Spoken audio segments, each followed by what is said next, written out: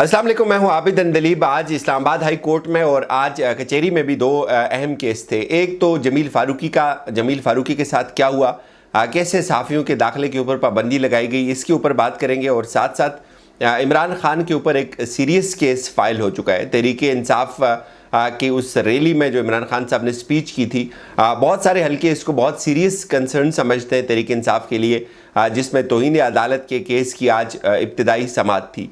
पहले बात करते हैं जमील फारूकी की। जब उनको पेश किया गया कचहरी में तो उनके हाथ बांधे हुए थे, वो पाकिस्तान जिंदाबाद के नारे लगा रहे थे और एक्सपेक्ट ये किया जा रहा था कि जो मरगला थाने की जो पुलिस है, जो SHO है, वो इजाज़त दे देंगे सहाफ़ियों के भी अंदर दाखिले पर। लेकिन इस बार भी वही हुआ जो बिल्कुल पहले हुआ था शहबाज गिल की पहली पेशी के ऊपर, और जो कल हमने आपको दिखाया था।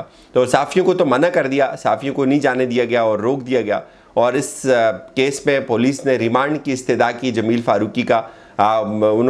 जमील फारूकी ने भी जज से मुकालमा किया, लेकिन उससे जो हुकूमती जो प्रोसिक्यूटर थे, उन्होंने कहा कि जमील फारूकी का कसूर ये है कि उन्होंने जो शहबाज गिल का बयान था हू बहू उसको पढ़ा, और इसमें फिर उन्होंने जो इसमें मुख्तलिफ़ बातें भी उन्होंने की थी।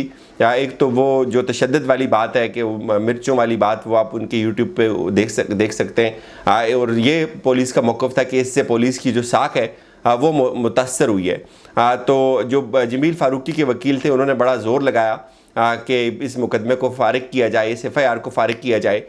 जमील फारूकी ने भी जो जज साहब से मुकालमा किया, उन्होंने कहा कि इन्होंने मुझे गिरफ़्तार किया और मेरे ऊपर तशद्दुद किया। इसके बाद जो जज साहब थे, उन्होंने फ़ैसला महफूज किया और कुछ देर बाद जो फ़ैसला सुनाया तो उसमें 2 रोज़ा जो जिस्मानी रिमांड था वो दे दिया गया जमील फारूकी का। जमील फारूकी को पुलिस के हवाले कर दिया। लेकिन जो इस्लामाबाद हाई कोर्ट पे आज केस था तहरीक इंसाफ के हवाले से, इमरान खान साहब के हवाले से, वो बहुत इम्पॉर्टेंट है। इसमें आज एडवोकेट जनरल पेश हुए। उस केस की जो प्रोसीडिंग है वो सारी मैं आपके सामने रखता हूँ। इस्लामाबाद के जो एडवोकेट जनरल थे, जो हुकूमत का मौक़िफ़ पेश करते हैं अदालतों के अंदर, तो उन्होंने कुछ और भी दरख्वास्तें दी हुई थी। एक तो उन्होंने ये दरख्वास्त थी, उनकी इस्तदाद थी अदालत से कि जो स्क्रिप्ट है इमरान खान का, जो वीडियोज़ हैं, जो उनकी स्पीच है, उसको भी प्ले किया जाए अदालत के अंदर। तो इस पे अदालत में उन्होंने आज दलाइल दिए। तो अदालत ने पूछा कि ये मामला कब का है, कब, यानी कि इमरान खान साहब ने कब जो मुतनाज़ा बयान है वो दिया, तो ये रिमार्क्स कब हुए। तो उनको बताया गया कि जो 28 अगस्त की रैली थी तहरीक इंसाफ की, उसमें इमरान खान ने एक खातून जज को धमकी दी। F9 पार्क में एक बहुत बड़ा जलसा था और वो जो पूरा स्क्रिप्ट था तकरीर का वो पढ़कर सुनाया। तो इस पे अदालत ने पूछा कि ये किस केस का में उन्होंने ये रिमार्क्स दिए। तो उनको बताया गया कि ये शहबाज गिल का जब दोबारा जिस्मानी रिमांड हुआ था ज़ेबा चौधरी साहब की कोर्ट में, तो उसमें उन्होंने ये बयान दिया। चूँकि इमरान खान साहब ये कहते थे कि शहबाज गिल की तबीयत ठीक नहीं है, ऑलरेडी उनके ऊपर तशद्दुद हो चुका है, तो जज साहिबा ने उनका रिमांड दे दिया। तो ये उस केस में हुआ। तो इस पे एडवोकेट जनरल ने भी बड़े वो तो चाहते थे कि इमरान खान के ऊपर कंटेम्प्ट ऑफ कोर्ट आज ही हो जाए, तो उन्होंने बड़े ज़ोरदार दलाइल दिए। तो जज को, अदालत को भी ये कहना पड़ा कि लगता है इस केस में जो है वो आप सही तैयारी करके आए हुए हैं। तो इस पे अदालत ने यह कहा कि चूँकि केस शहबाज गिल का ज़ेर समाअत था, तो ज़ेर समाअत केस में कोई कैसे रिमार्क्स दे सकता है। ज़ेर समाअत केसेस में तो अदालत भी मुदाखलत नहीं करती होती।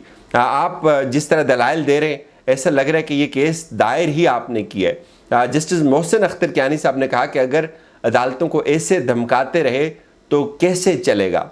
एक खातून एडिशनल जज को नाम से मुखातब करके पुकारा गया है। फिर जस्टिस मोहसिन अख्तर कियानी ने यह भी कहा कि ये बात सिर्फ इस्लामाबाद की हद तक महदूद नहीं, पूरे पाकिस्तान में जजेस काम कर रहे हैं। जो अदालत काम करे या किसी के ख़िलाफ़ फ़ैसला दे तो सब उसके ख़िलाफ़ क्या तकरीरें शुरू कर देंगे।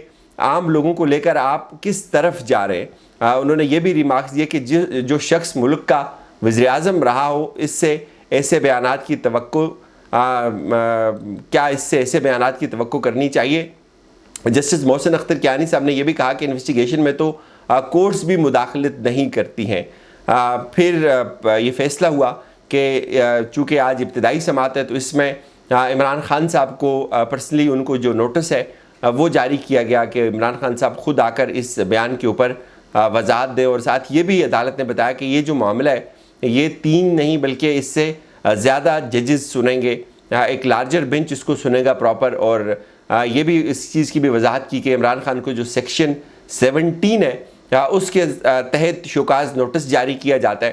اور ساتھ بتایا جا رہا ہے، یہ بھی استدعا کی گئی کہ جو چیف جسٹس ہیں ہائی کورٹ کے، وہ ایک لارجر بینچ تشکیل دیں.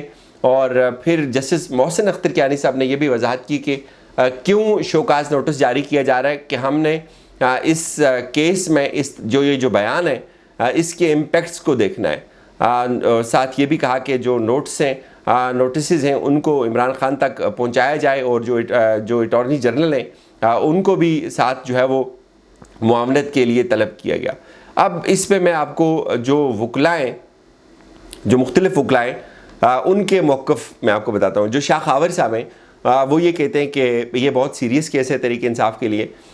اس کا حل یہ کہ اگر عمران خان صاحب اس میں معذرت کر دیتے ہیں جج سے تو ممکن ہے یہ معاملہ ختم ہو جائے. تو پھر وہ اس کو لنک اس بات سے کرتے ہیں کہ بالکل جو یوسف رضا گیلانی تھے وہ بھی 5 سال کے لیے نائل ہو گئے تھے کورٹ سے، اور انہوں نے صرف ایک خط نہیں لکھا تھا، تو وہ بھی توہین عدالت تھی.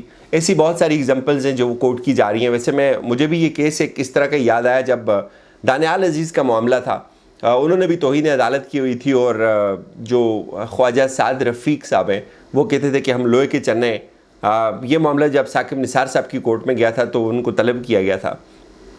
لیکن جو دانیال عزیز کا معاملہ ہے، طلال چودھری کا تنظیم سازی، تو وہ میں اس کورٹ روم میں موجود تھا. تو بہت زیادہ ریکویسٹ کی گئی تھی. جو ججز تھے، کامران مرتضیٰ ان کا جو وکلا تھے ان کی جانب سے، کامران مرتضیٰ جو تھے وہ بہت ریکویسٹ کر رہے تھے کہ آپ ان کو معافی دے دیں، یہ بڑے شرمندہ ہیں، انہوں نے عدالتوں کے حوالے سے بیان دیا ہوا تھا. تو غالباً مجھے یاد پڑتا ہے انہوں نے یہ بیان دیا ہوا تھا کہ یہ جو معذرت جو بت ہیں ان کو گرایا جائے، وہ ججز کو ریفر کر رہے تھے. تو اس میں ثاقب نثار صاحب نے ان کو معافی نہیں دی تھی.